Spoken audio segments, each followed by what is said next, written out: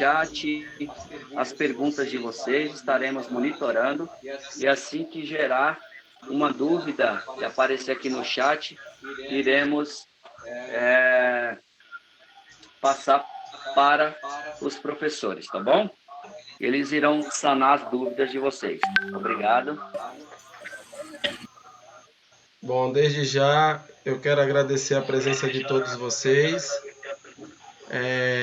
Só sinaliza aí pra gente, por favor, se vocês estão vendo, todo mundo está vendo os slides aí na tela. Professor, eu estou escutando um pouco com eco. Porque eu vou desligar uma caixa de som aqui. A gente vai deixar baixo.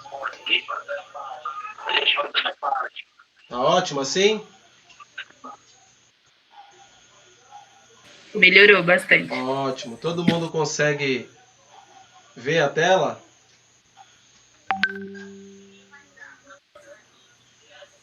Sim. Sim. Ótimo. Sim.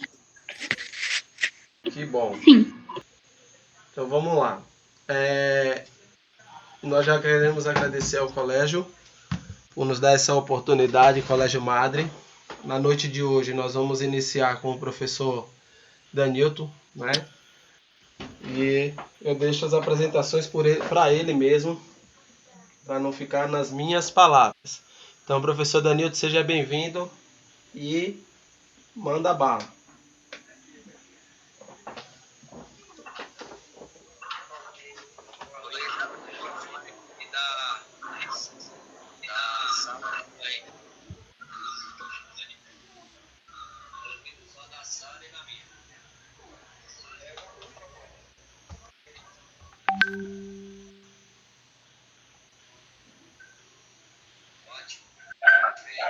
Ótimo.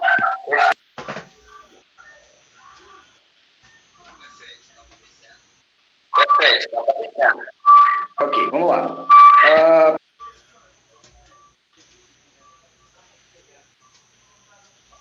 No fone.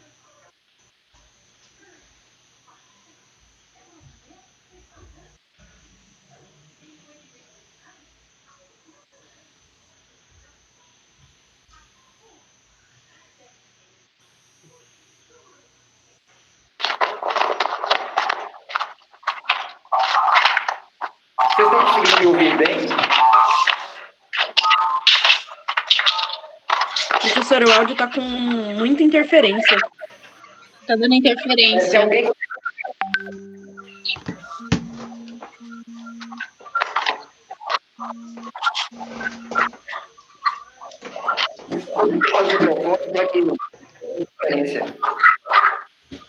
E aí, vocês estão ouvindo bem? Agora melhorou um pouco. Sim. Espera aí, então.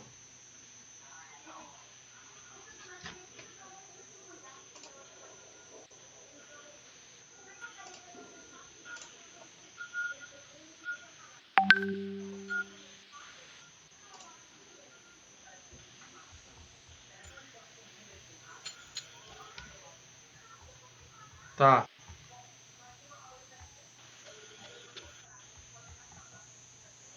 Pode começar que eu vou fechar aqui.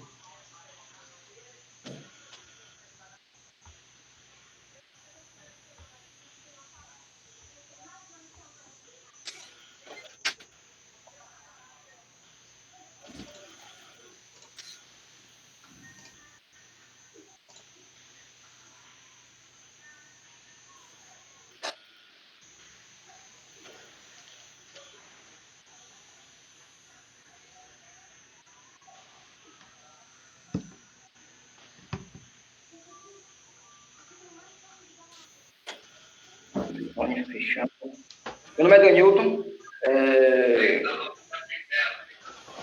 Tá todo mundo sem tela?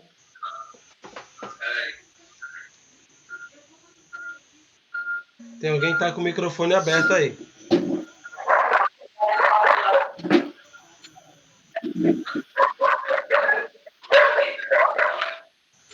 Aqui estamos totalmente sem áudio. Acontecem imprevistos, mas Se o professor não... Quem sem áudio? Quem já participou da nossa live aí pela manhã, conseguiu entender um pouquinho como é que funciona as técnicas, né, de radiologia forense dentro da antropologia, mas nós vamos falar mais um pouquinho hoje. Só esclarecendo dúvidas, né? Algumas pessoas sempre perguntam, e antes que perguntem, eu tiro essas dúvidas.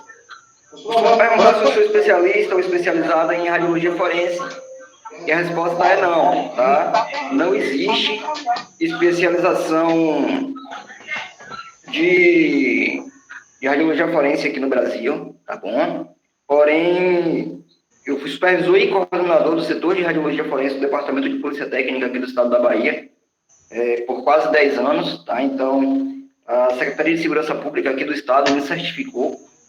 Então, eu tenho essa certificação como técnico em radiologia, com capacitação em radiologia forense cedida pela Secretaria de Segurança aqui do estado, certo? E hoje nós vamos falar um pouquinho da parte da radiologia dentro da antropologia. A gente sabe que as ciências forenses, elas são um emaranhado, são várias técnicas envolvidas para que se chegue ao denominador comum, em sua grande maioria em casos de crime. Tá? E a antropologia é uma dessas ciências que se englobam nas técnicas forenses, e nós fazemos uso dela e fazemos uso da radiologia convencional dentro dessa especialidade aí da antropologia, tá?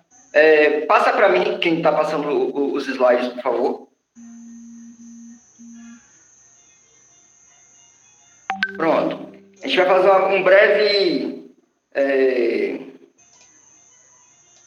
uma breve introdução, né, do que é a antropologia, tá? A antropologia é a ciência que estuda os diversos aspectos da vida social em diferentes culturas ou sociedades humanas.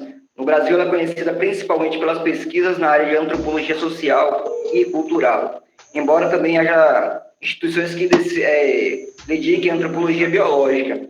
Se nós formos pegar o pé da letra, qual é a função da antropologia hoje? É estudar, hoje não, já vem de longa data, estudar as sociedades, as culturas, os costumes, os hábitos em si de toda uma população, tá? E aí nós temos a antropologia biológica, algumas pessoas chamam de antropologia física ou química, que é a parte da antropologia que nós utilizamos para as técnicas forenses, tá? Até porque nós vamos trabalhar com alguns achados aí. Pode passar, Lu, por favor.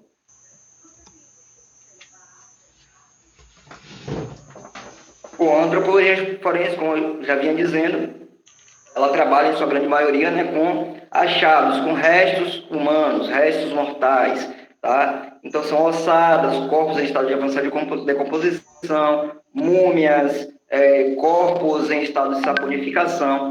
Por quê? Muitas vezes tem as chamadas pontos de desova, né, que algumas pessoas chamam, e alguns corpos são lançados nesses locais e são encontrados com muito tempo após o óbito. E a perícia em si, ela não consegue fazer apenas uma necrópsia e dar uma causa-morte. Tá? Então, precisa-se de técnicas de antropologia e de raio-x para que a gente chegue ali a uma vítima. Sim. Diga, Rose. Não está vendo, Rose? Não. Aqui não está aparecendo aqui, não. Desculpa interromper o senhor. Tudo bem. Então, eu preciso do Luiz explicar aqui, tá? Que vai aparecer a imagem para vocês. Isso, o Luiz que está mediando as imagens. Ah, tá. Eu não sabia, não, perdão. Conseguiu ver agora, Rose? Procurando o Luiz ali. Tá. Pronto, valeu. Qualquer coisa é só falar.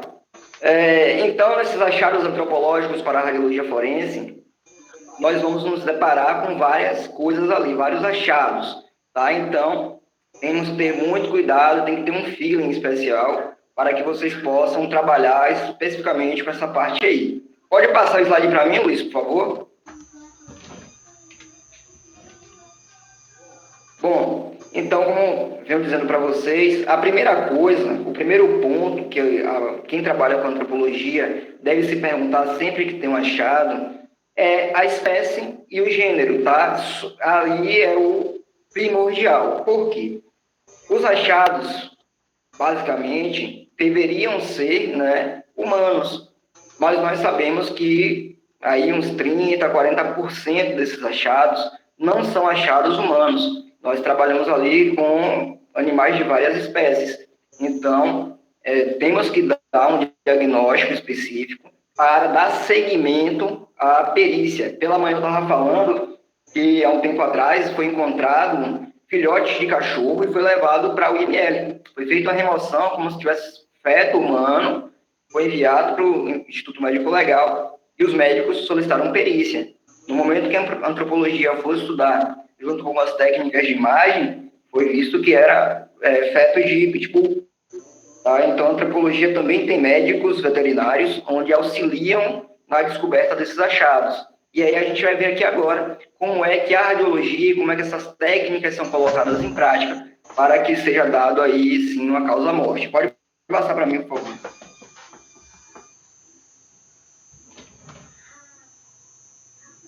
Bom, esse ponto aqui é bem interessante, tá? E às vezes as pessoas falam, isso aí não tem nada a ver com radiologia. Como eu falei no início, o profissional de radiologia que quer trabalhar com as técnicas forenses, ele deve conhecer um pouquinho de cada coisa, porque não é apenas radiologia. A área forense é uma ciência, são ciências forenses. Então, a gente tem que conhecer um pouquinho de medicina legal, a gente tem que conhecer basicamente tudo de radiologia. Claro que é impossível, mas a grande maioria nós devemos conhecer. Tá? Um pouco da antropologia, um pouco a histologia, um pouquinho de cada coisa, certo? Porque nós vamos auxiliar no serviço. Aqui eu tenho 2 cortes histológicos, tá? O da esquerda é um corte histológico humano, o da direita é um corte histológico de uma anta, tá? Pode acontecer de nós acharmos isso aí no ambiente de perícia? Sim, há sim a possibilidade de nós encontrarmos 2 ossos juntos no mesmo ambiente e precisarmos ali diagnosticar primeiro quem é o humano, tá? Vou fazer a mesma coisa que eu fiz pela manhã para que vocês possam entender, tá bom? Vamos imaginar uma cena de crime, onde a vítima está em uma zona rural, ela foi vítima de homicídio, tá? E foi incinerada. Essa vítima foi carbonizada ali e foi chamado o Instituto Médico Legal para se fazer a perícia. Chegando no ambiente, foram encontradas marcas de queimadura no solo. E ali, ossos, tá? E resíduos supostamente humanos. E esse material foi coletado, tá? Eles marcam e chamam de sítio, as marcas onde tem os achados no chão. E foi coletado e foi levado para o IML. Ali não se tinha um médico veterinário e precisou fazer essa investigação. Esses cortes histológicos são os famosos canais de Harvard, tá? Que são responsáveis aí por passar, né, células nervosas e alguns vasos sanguíneos. Então, dentro do osso, na parte ali esponjosa, a parte mais compactada, a gente tem esses forames, né? Temos esses canais de Harvard. E aí, o que acontece? Do humano para o animal, nós temos diferenças clássicas, que no momento em que nós fazemos uma lâmina e colocamos no microscópio, a gente consegue diagnosticar se é humano ou não. E aí, quais são essas diferenças? Os canais de Harvard nos humanos, esses forames são ovalados. Então, se nós observarmos esses forames, eles têm, da imagem da esquerda, tá? O colorido. Eles são ovais.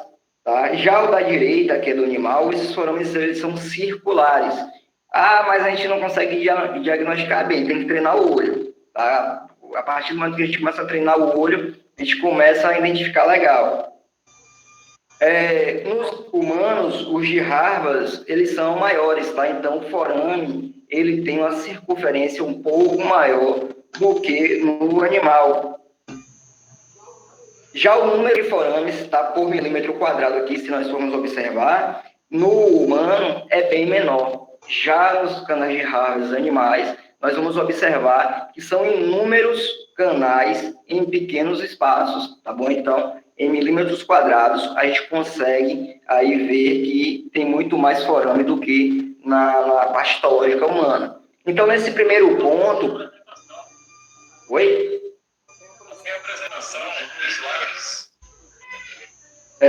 Põe o slide da sala 1, Luiz, por favor. Já tá. Então, aqui, nesse primeiro ponto, nós sabemos que já conseguimos ter noção que é uma ossada humana, tá? Então, vamos partir para a segunda parte de achado cadavérico. Passa para mim, Luiz, por favor. Felipe, você já conseguiu ver a imagem? Veja aí no Luiz e clica e fixa na sua tela aquele que está fazendo a apresentação dos slides.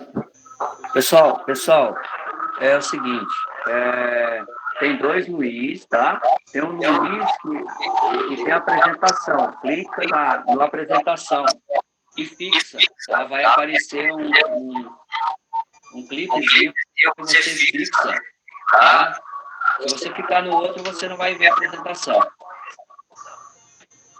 Exatamente, mas vamos lá, né? Oportunidade. E a radiologia, né? Mas e a radiologia? Onde é que ela entra aí para ajudar no diagnóstico? Pode passar para mim, por favor? Vamos lá, né? Então, aqui nós vamos ter as técnicas de radiologia forense dentro da antropologia forense, que elas vão auxiliar na identificação de gênero, idade e sinais ósseos específicos.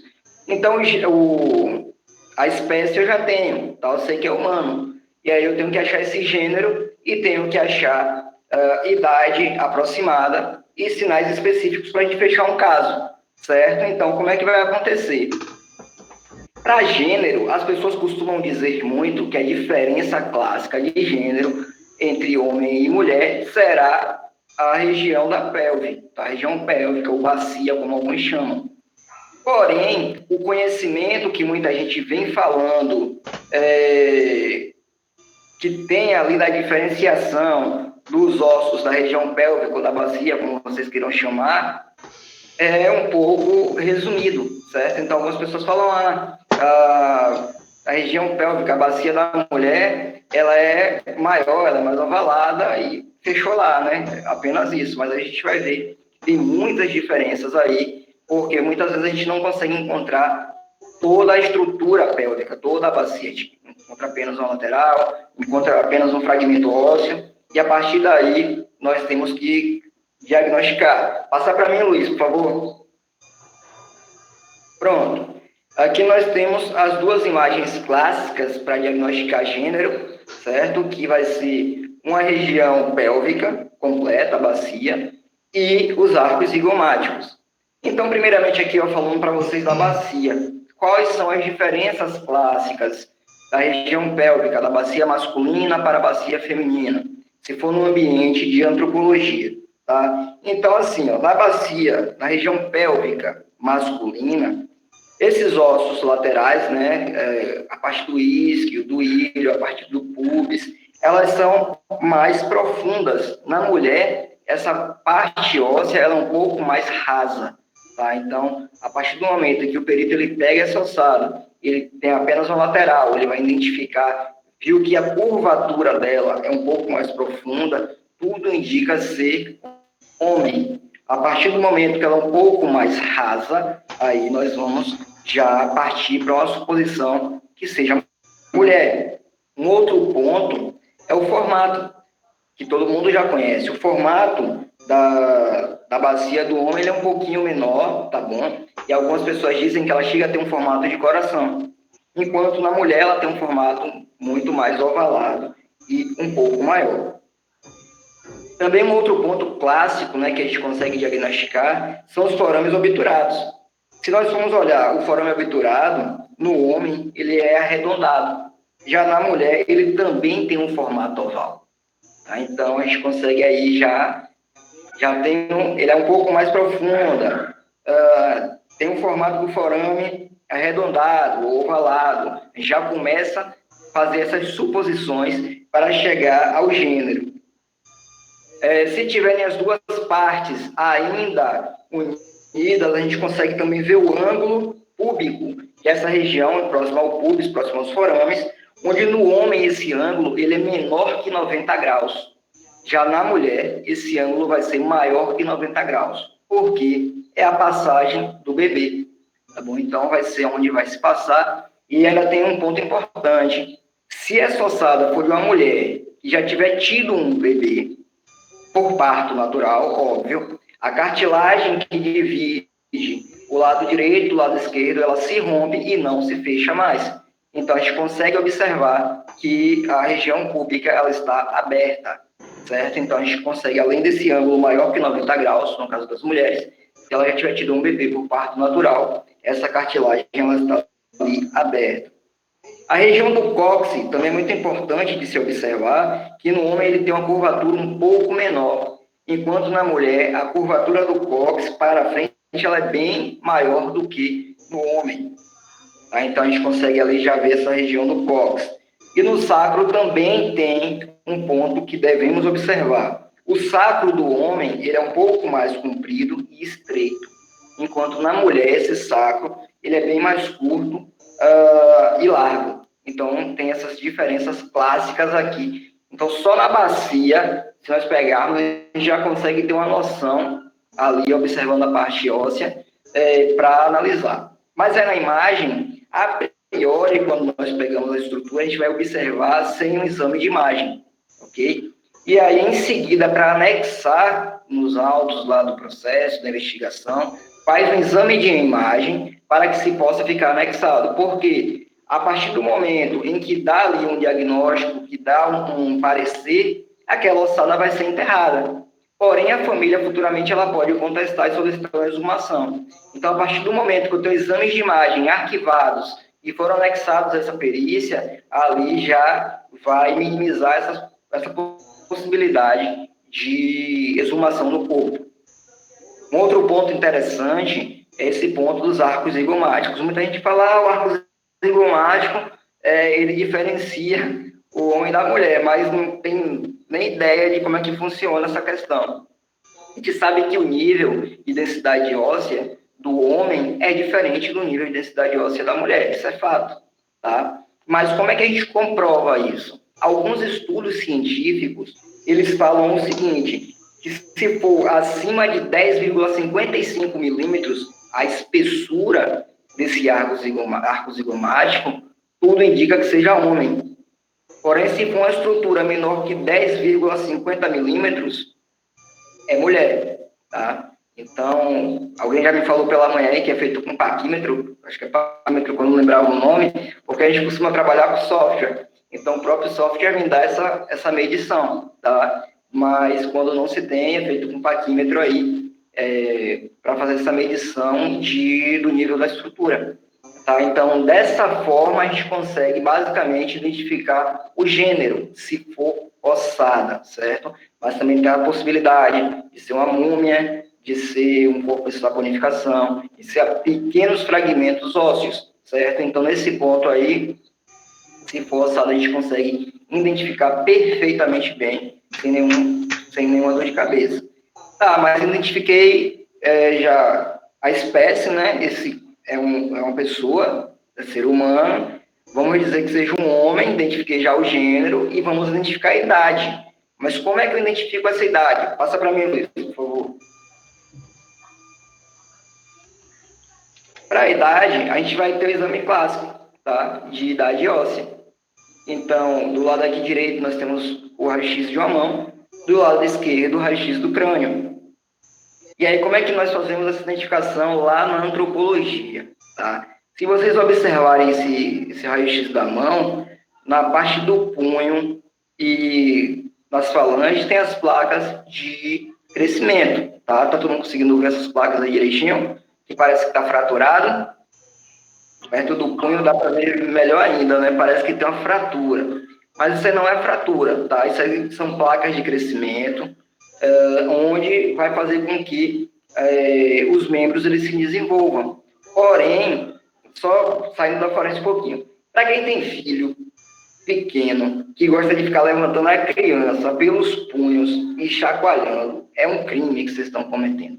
Se vocês lesionarem essas placas de crescimento, o membro da sua criança provavelmente vai atrofiar, tá? Então, muito cuidado quando se brinca com criança, chacoalhando, balançando, jogando para cima, fazendo qualquer que seja, né? Então, muito cuidado. Na forense, se eu pego isso aqui, radiográfico, a gente pega até os 18 anos. Então, eu consigo ter ali traços que aquela vítima tem de 18 anos para baixo. A partir dos 20, 25 anos, eu preciso fazer o exame de crânio, porque as suturas do crânio, elas vão demorar um pouco mais para se juntarem, para calcificar por completo. Essa aqui, punho, geralmente ela se funde antes, tá? Então, eu não consigo dar uma idade aproximada. Alguém pela manhã me perguntou, além da idade, eu consigo dar o tempo que aquela pessoa morreu? A gente consegue dar o tempo de morte, um tempo aproximado de morte, através das miíases, tá? Através dos morotóis. Então, no momento em que o profissional de radiologia ele chega ali para fazer os exames, o perito médico legal ele já pede, coleta a miíase para mim, e aí vai se coletar, das menores para as maiores. E aí é feito uma análise desses morotóis, tá? Uma análise das miíases, para dar um tempo aproximado de morte. Ah, Danilton, mas é o técnico, é a responsabilidade do técnico em radiologia fazer isso. Não. Mas pensem fora da caixa. Vamos pensar um pouquinho diferente. Esqueçam agora a técnica em radiologia e pensem como profissionais de ciências forenses. A partir do momento que você é um profissional... Oi?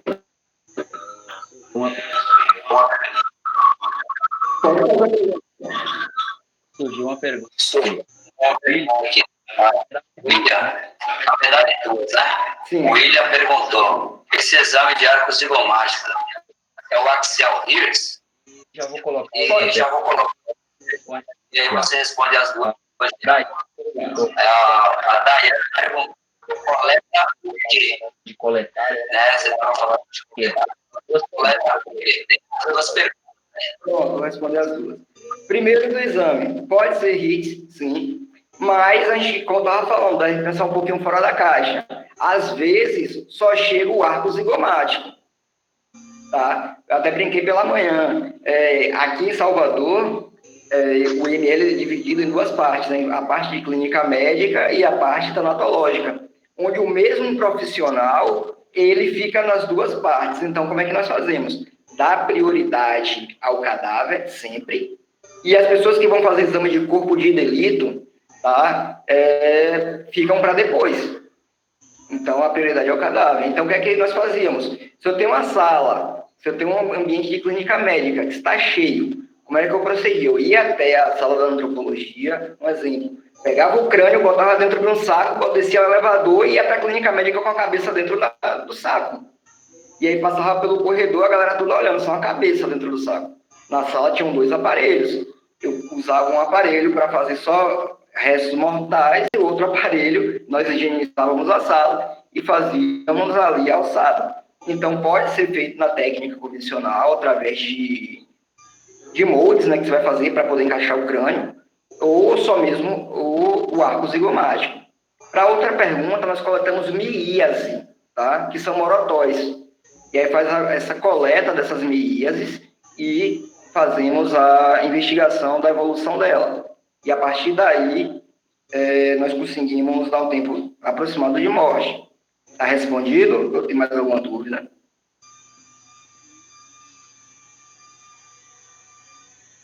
Se for tendo dúvida aí, podem ir falando. Tá, então, esse exame de idade óssea, fugindo um pouco da antropologia, nós fazemos muito na clínica médica do IML.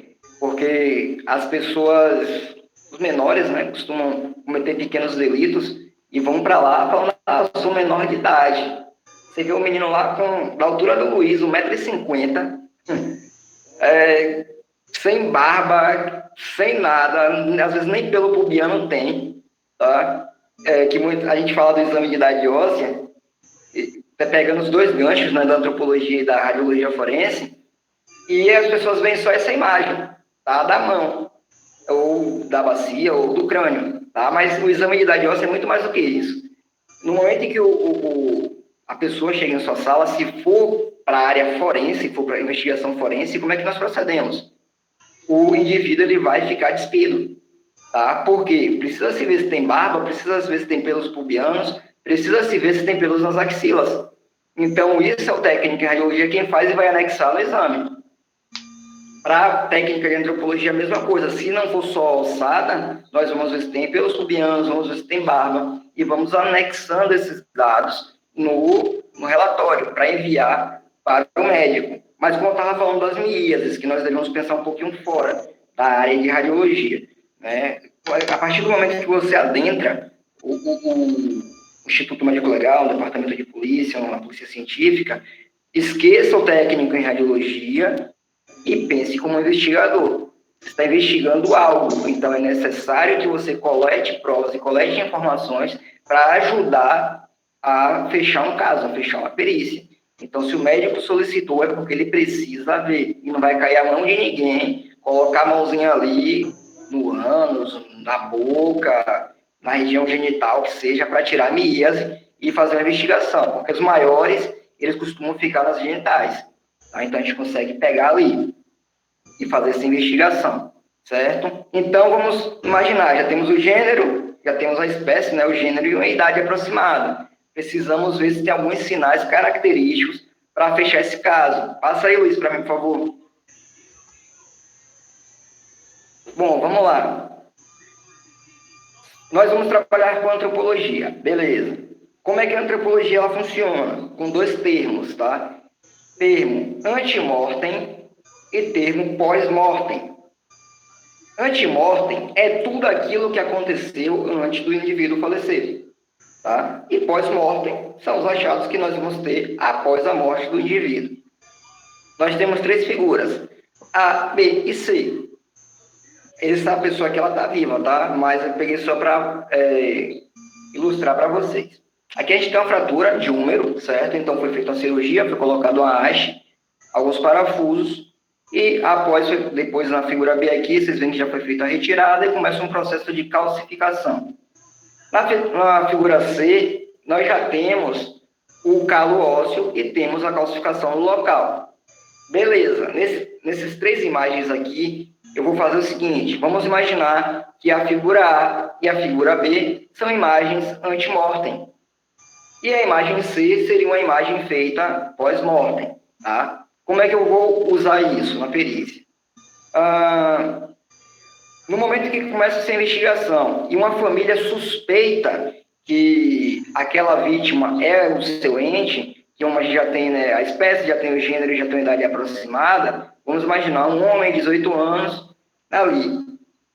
Ele vai ao Instituto Médico Legal para fazer ali o reconhecimento ou tentar fazer a comprovação que aquela ossada do seu ente querido. E o perito vai fazer a seguinte pergunta: ele tinha algum exame antes de morrer? O exame de imagem, né? Até porque a gente já teria visto esse calo ósseo aqui no número dele. Teve uma pergunta da Jasmine aqui, eu já vou responder. O osso calcifica depois da morte? Não. Essa calcificação foi feita antemortem. Aqui é só para ilustrar. Então, o que é que acontece? Chegou lá, né? E nós conseguimos observar. Aí a família falou, não, ele sofreu sim um acidente de moto há um tempo atrás, uns 5 anos atrás, e houve uma fratura. Tá? Onde foi que fraturou? Não, fraturou o úmero. Beleza, direito ou esquerdo? Quebrou o úmero esquerdo. Ok. Vocês têm alguma imagem dele antes de morrer? Tem algum registro, algum exame de imagem para que nós possamos avaliar? Temos sim. Aí eles levam essas imagens, tá? Tem o instituto, e fazemos a mesma imagem que foi feita ali no ambiente. Então, vai ser feito um comparativo, certo? Do exame antemortem com o exame pós-mortem. E aí vamos avaliar o calo ósseo, vamos avaliar o tipo de cicatrização, vamos avaliar tudo isso. Sim?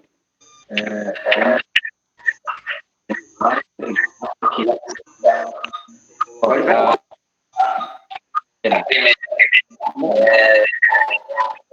O osso tá... Depois de morto? Não. Mas eu vou explicar para vocês. Essa pergunta foi da Jasmine. Já Marcos perguntou, existem incidências de cadáveres? Como funciona na hora do posicionamento? Aí tem uma pergunta aqui, ó. Para ser forense, é só preciso curso de radiologia ou é necessário ter algum curso tipo policial civil? Bom, vamos lá para as 3 perguntas, as 3 respostas agora. A primeira resposta é a seguinte: após a morte não tem essa classificação, tá? A gente já está falando aqui de ossada que foi encontrada depois de um tempo.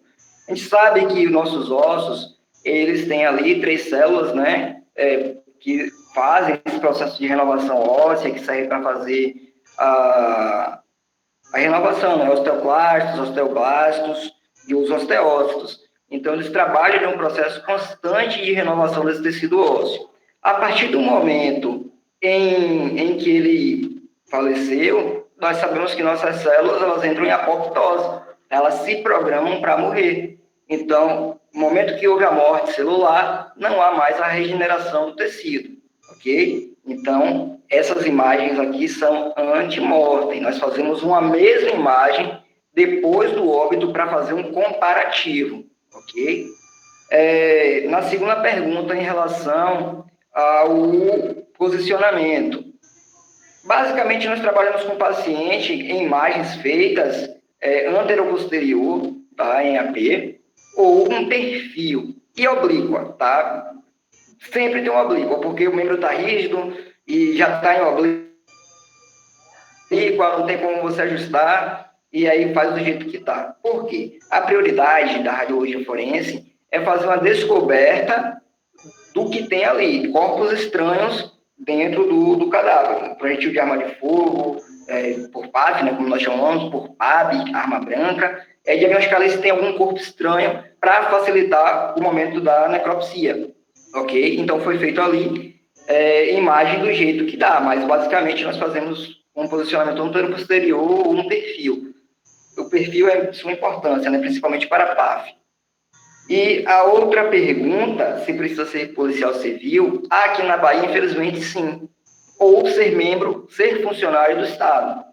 Porque o cargo a profissão, na verdade, né, de técnico em radiologia, ele não existe na Polícia Baiana, tá? Então, para trabalhar com técnicas radiológicas na Polícia Baiana, ou você é um policial civil, faz o concurso para a Polícia Técnica aqui do Estado da Bahia, que é de nível superior, então teria que ser tecnólogo, tá? E vai trabalhar com as técnicas de radiologia lá. Só que o que acontece? Você passa num concurso, né, para perito técnico, exemplo. Você pode fazer tanta coisa dentro de uma perícia técnica que ninguém vai trabalhar na radiologia. Isso é fato. A galera vai trabalhar com fotografia, vai trabalhar com retrato falado, vai trabalhar com papiloscopia, vai trabalhar com tudo que tem. Mas radiologia ninguém vai. Hoje aqui são 3 técnicos, tá, que trabalham. Os 3 são funcionários do Estado. Então, 2 são policiais, um civil e um militar. E a outra é funcionária da Secretaria de Segurança Pública, que é técnica em radiologia, e ficou à disposição além do setor. Tá? Então, todos são técnicos e todos são funcionários do Estado. Se eu não me engano, Rio e São Paulo já tem técnico em radiologia atuando, tá? Até porque São Paulo já tem a virtópsia, tá? Então precisa ali do técnico para trabalhar. Nesse ponto aí, já estão muito mais avançados do que nós aqui na Bahia. Então, aqui ainda precisa, mas outros estados não. Sendo técnico, dá para trabalhar tranquilamente, fazendo o concurso, óbvio, né? Porque a gente não pode diagnosticar nada na área forense que não seja com uma fé pública. Então, precisou de uma autorização de um juiz para peritos, né, que não são da Secretaria de Segurança, ou tem que ser concursado. Certo? Respondido aí? Espero que sim. Tem mais alguma pergunta para a gente seguir?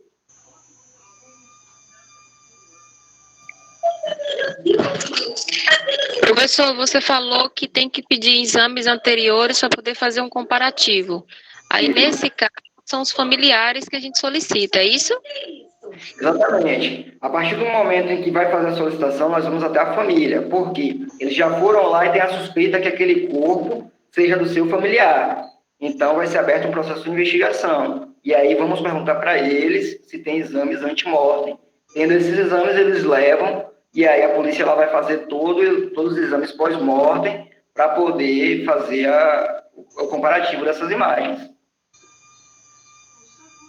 Luiz, passa a imagem para mim, por favor.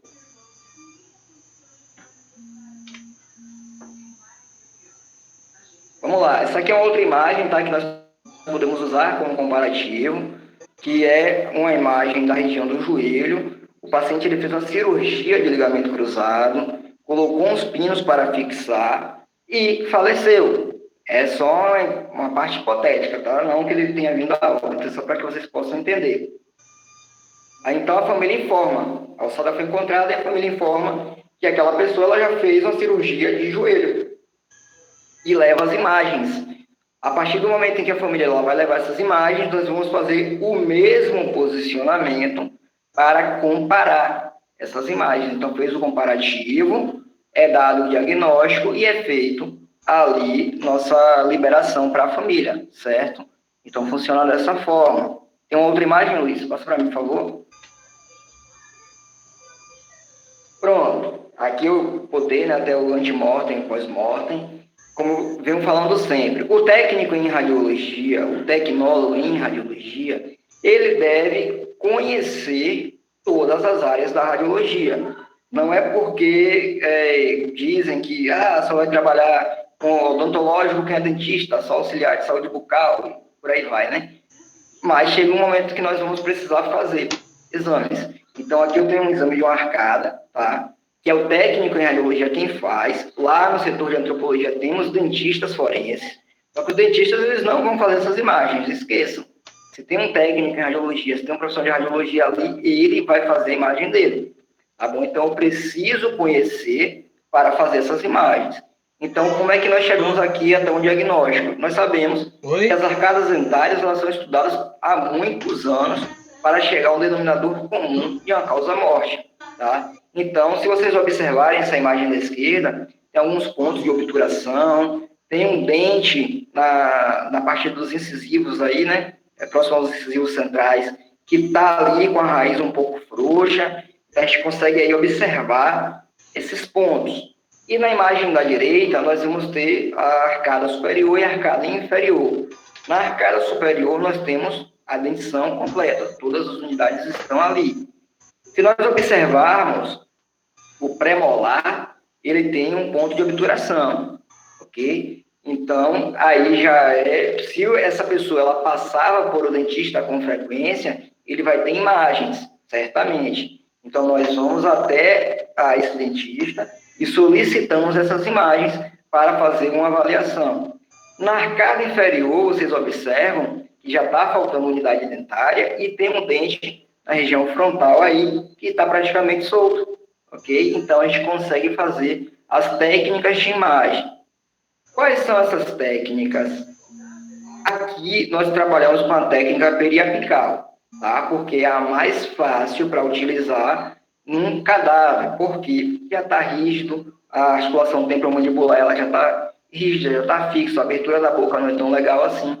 Então, o que é que nós fazemos? Tem um aparelho de radiologia, tem aquela haste plástica onde nós vamos encaixar o filme radiológico, odontológico, óbvio, e vamos colocar na boca do paciente. Essa técnica nós costumamos pedir em vida para que o paciente ele morda, para que ele aperte. Algumas pessoas até reclamam que fere muito a região do palato.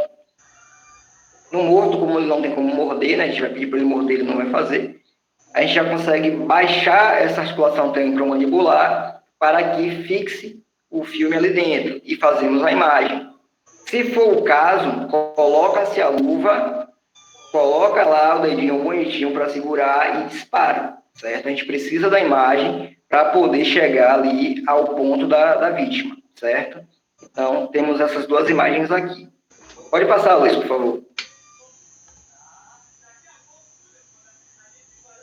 Bom, e tem essa imagem aqui que, para mim, é a perfeição da natureza, tá? Aí, um exame de face.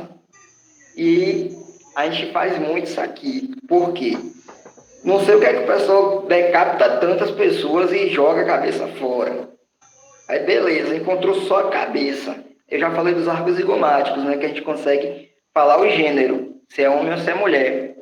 Mas como é que eu vou dizer se quem é? Eu sei que é homem, ou sei que é uma mulher, mas só tem a cabeça. Tá? E aí dá para fazer? Dá. Nós sabemos que ossada não tem digital, certo? Não tem, né? As papilas da digital. Então não consigo coletar. Professor, não estamos conseguindo ver a imagem. Não estão conseguindo ver a Aqui, imagem? professor, da minha sala, o slide saiu e está aparecendo só o seu rosto. Luiz, cadê você com as imagens? Luiz que é o responsável pelas imagens aí agora. Cliquem no Luiz Batista, que ele que está apresentando as imagens. Sala 3, Luiz. Na nossa sala não tem como aplicar. É isso mesmo. Eu tô aqui, é só clicar na imagem. Quando todo mundo estiver vendo a imagem, me dá um ok. Eduardo, tem perguntas? Enquanto o Luiz ajeita a imagem? Luiz Simer, tem perguntas, ó. Pode jogar dura aí. Tenho seguinte, vou abrir aqui para ti. Tem uma pergunta aqui, o seguinte. Professor, o corpo chega com mutilação, esses pontos, pelve, cabeça, como pode ser identificado? O mutilado, vamos partir para o DNA, tá? Então é o último recurso. Se não consegue identificar com essas técnicas, DNA. Certo. A segunda é a seguinte: o cadáver tem espasmo depois de morto? Sim, tem sim, bastante. Ele dá a impressão que respirou, né? A caixa torácica ela tem uma movimentação. Alguns os esfíncteres, né? Ficam relaxados. Então tem ejaculação, alguns urinam, as fezes saem juntamente com esses espasmos. Tá? Então acontecem muitos espasmos, a gente até que assusta aí achando que está vivo, não apenas os gases, os esfíncteres que estão se relaxando. Já aproveitando. Que você já vivenciou um movimento cadavérico na hora do procedimento e se isso pode acontecer. O espasmo no movimento cadavérico? Movimento do cadáver movimentar na hora de realizar os procedimentos. Eu acho que eu fiz minha vida inteira aí com radiologia forense umas 8, 9 mil imagens de cadáver por baixo aí, né? E já tive o desprazer de o cadáver ejacular, pegar no jaleco, esse odor horrível, das fezes do cadáver também, porque nós não fazemos apenas radiografia de osso, tá? Na radiologia forense a gente costuma radiografar as vísceras. Então, no momento que você pega a víscera para radiografar, você faz alguns movimentos com ele, essa víscera, e pode acontecer, juntamente com o espasmo, vir essas fezes. E já tive esse prazer de receber fezes no rosto, no jaleco, entre outras partes aí, né? Então pode acontecer sim. Beleza, para fechar. Então, tem mais uma pergunta aqui para fechar. Quais são os requisitos para entrar na forense? Os requisitos para entrar na forense, como eu havia dito, a forense é uma ciência, né? Forense, onde se engloba vários campos profissionais, né? Vários profissionais de áreas diferentes, onde você pode fazer um concurso público, tá? Sendo tecnólogo, sendo técnico em alguns estados, e adentrar a instituição. Eu falo para a radiologia, tá? Mas para outras áreas forenses não precisa de concurso público, não. Mas radiologia forense hoje ainda é necessário que você faça um concurso público ou que você já seja funcionário do Estado, tá bom? Então, tem que... Dá para entrar, só estudar um pouquinho, porque, como eu falei, não é só sendo técnico em radiologia, você tem que conhecer um pouquinho de cada ciência, até porque na prova para entrar, cai biologia, cai química, cai física, cai medicina legal, cai papiloscopia, cai muita biologia, então tem um pouquinho de cada coisa para entrar. Mas é possível para todo mundo. Certo. Começa. Está tudo na tela, aparecendo a apresentação. Eu gostaria de que os alunos saíram aqui fora, eu vou aumentar o volume e aproximar um pouco mais do microfone. Beleza? Então, como eu havia dito para vocês, né? Recebemos só um crânio. E aí eu preciso identificar. E eu vou usar a mesma coisa. Técnica antemortem e técnica pós-mortem. Essas marcas, tá, não são sinusite, não. Nos seios nasais aí. Quando a pessoa vem a óbito, está solçada, o ar vai entrar aí e vai ficar contrastado mesmo. Mas esses seios frontais, eles são únicos para cada ser. Então, através do programa de computador e através do médico radiologista, claro, ele vai analisar o exame pós-mortem, vai analisar essas ranhuras dos seios frontais, tá, de um exame e vai comparar com outro exame.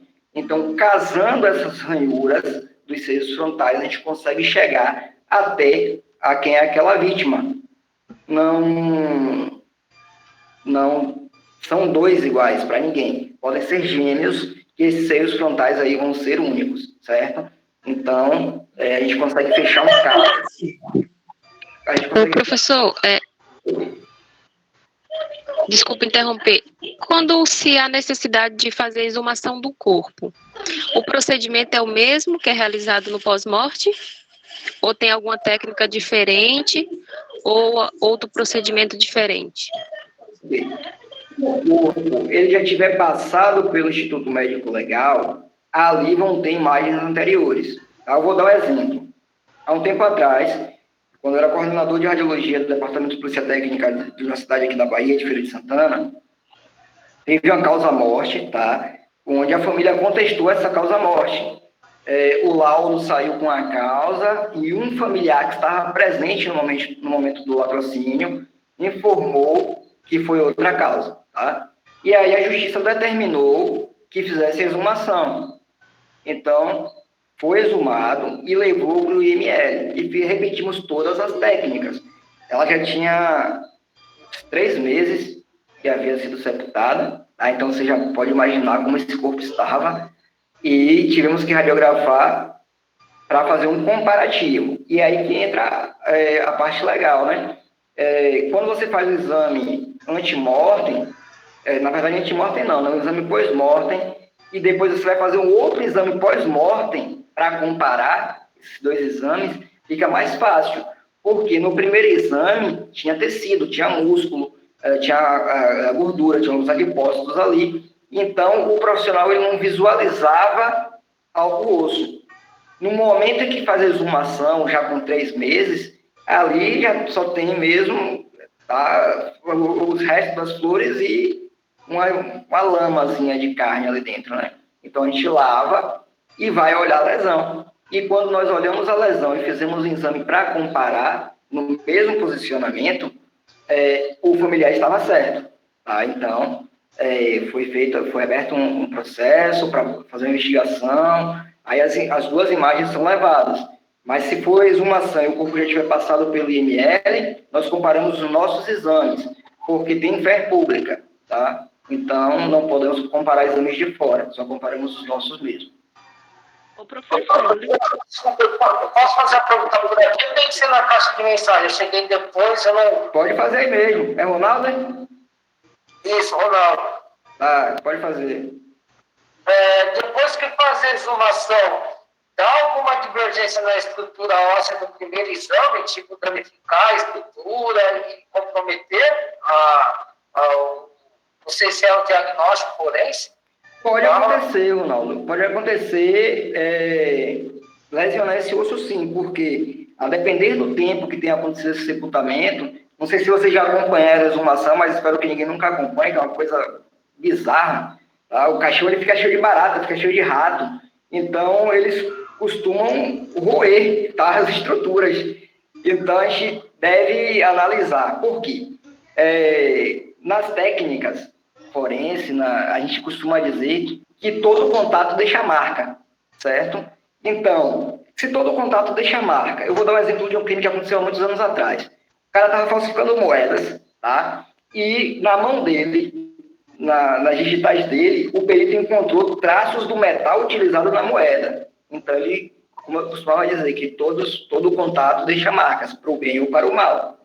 A partir do momento, vamos supor que a vítima foi vítima de PAB, né, de perfuração por arma branca. No momento em que a faca perfurou esse osso, partículas metálicas da lâmina, ela fica ali, tá?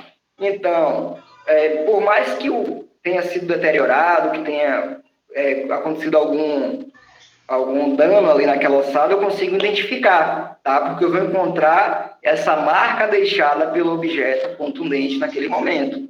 Então, a gente consegue diagnosticar, mas atrapalha bastante. Atrapalha, dá muito trabalho para a gente chegar a um denominador aí.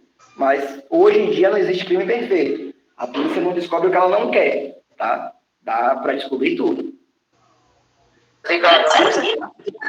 Professor, quanto tempo se leva para poder fazer um diagnóstico?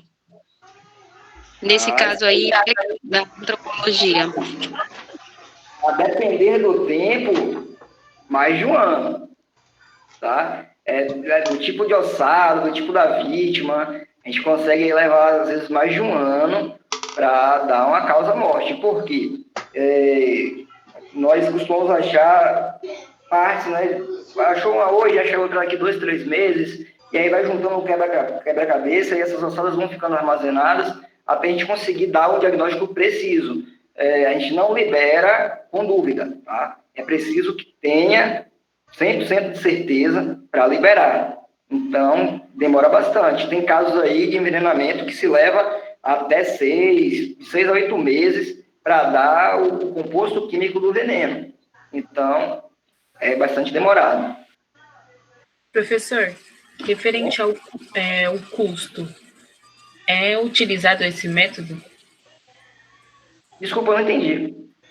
Referente ao custo aqui, para fazer esse tipo de diagnóstico, é utilizado com muita frequência a antropologia? A antropologia? Pronto. Eu acabei não entendendo bem sua pergunta. O custo e a odontologia fugiu sua pergunta.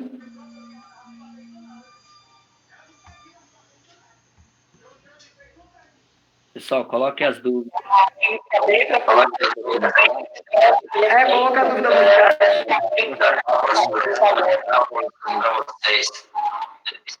Tem nome cortando aqui.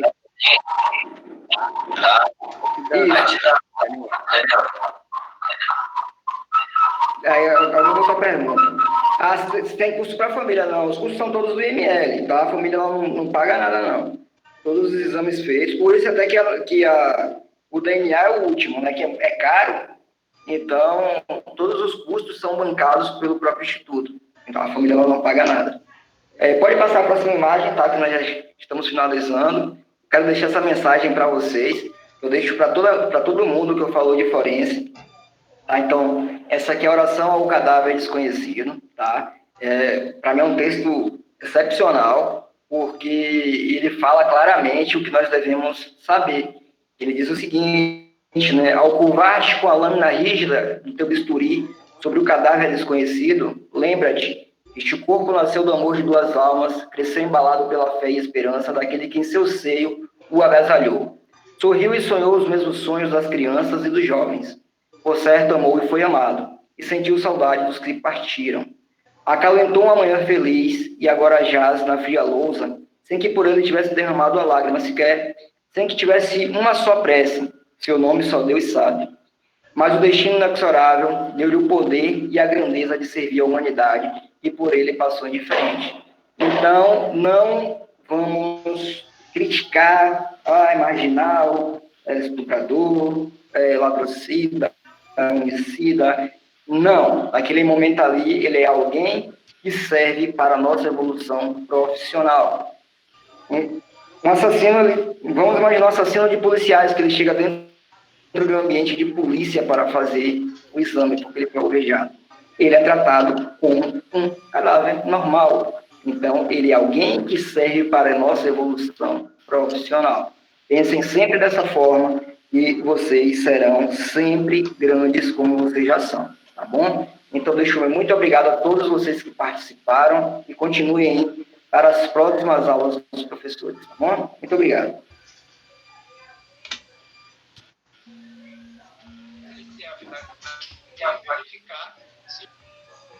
As perguntas aqui, mestre. Pode fazer as perguntas aí. Tá. Então, vamos